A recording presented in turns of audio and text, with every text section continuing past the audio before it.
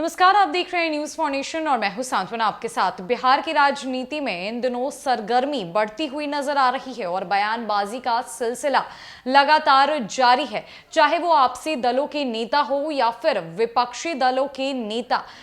हर कोई एक दूसरों पर आरोप प्रत्यारोप लगा रहा है। अब इसी सिलसिले में जहां बीते दिनों बिहार के डिप्टी सीएम तारकिशोर प्रसाद ने इस बात को साफ कह दिया था कि अब बिहार में जो एनडीए है उसके भीतर किसी भी तरह की कोई बयानबाजी नहीं चलेगी। एनडीए के भीतर कोई भी नेता एक दूसरे पर किसी भी तरह का हमला या तंज नहीं कसेंगे। तो साथ ही साथ अजय निषाद ने भी बयानबाजी करना छोड़ दिया था, लेकिन जैसे ही वो दिल्ली से वापस बिहार लौटे हैं, अपने ही पुराने अंदाज में नजर आ रहे हैं।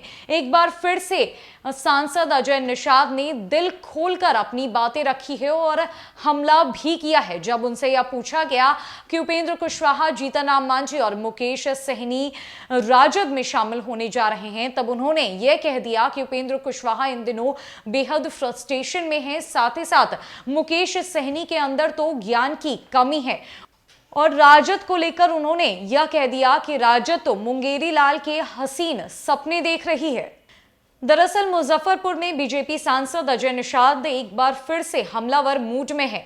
हाल ही में दिल्ली से लौटने के बाद वे बयानबाजी से बचते दिख रहे हैं, लेकिन शनिवार को वे अपने पुराने अंदाज में दिखे। दरअसल सांसद एक कार्यक्रम में शामिल होने पहुंचे थे। यहां उन्होंने दिल खोलकर अपनी बातें रखी। सबसे पहले आरजेडी पर हमला बोला जब उनसे यह पूछा गया कि उपेंद्र कुशवाहा, जीतन राम मांझी और मुकेश सहनी राजद में शामिल होने वाले हैं, एनडीए को छोड़ देंगे, राजद की सरकार बनेगी।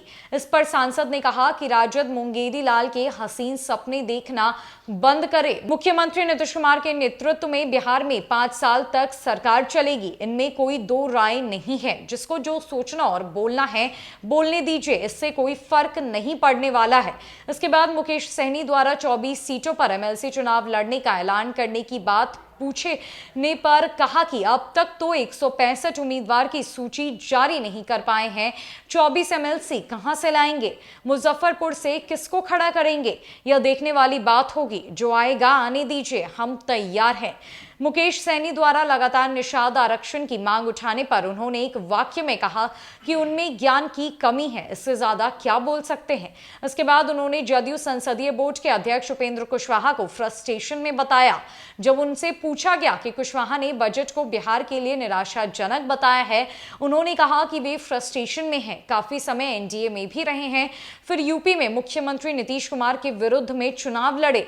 बाद में मुख्यमंत्री ने उन्हें सम्मान देते हुए एमएलसी बनाया, फिर संसदीय दल के नेता बनाया, लेकिन वे अपने काम से संतुष्ट नहीं है। सबसे पहले उन्हें जो जिम्मेदारी गई है उसको तो पूरा करें। ऐसे में अजय निषाद एक बार फिर से हमलावर होते हुए नजर आए। उन्होंने उपेंद्र कुशवाहा को लेकर भी बड़ी बातें कह दी। यहां तक कह दिया कि उपेंद्र कुशवाहा को जो बिहार एनडीए के अंतर्गत जिम्मेदारी सौंपी गई है, पहले वो उस पर काम करे और उस पर ही सारा फोकस करे। नीतीश कुमार ने उन्हें सम्मान देकर एमएलसी बनाया है और मुकेश सहनी पर तो अजय निषाद ने यहां तक कह दिया कि मुकेश सहनी के अंदर ज्ञान की कमी है। अब इस पर आगे क्या ही कहा जाए। और आरजेडी जो सपने देख रही है बिहार में सरकार बनाने की, वो असंभव है। आरजेडी मुंगेरी लाल के हसीन सपने देखना बंद करे। फिलहाल के लिए इस अपडेट में इतना ही है। कई खबरों के लिए हमारे साथ बने रहे न्यूज फॉर नेशन में। नमस्कार।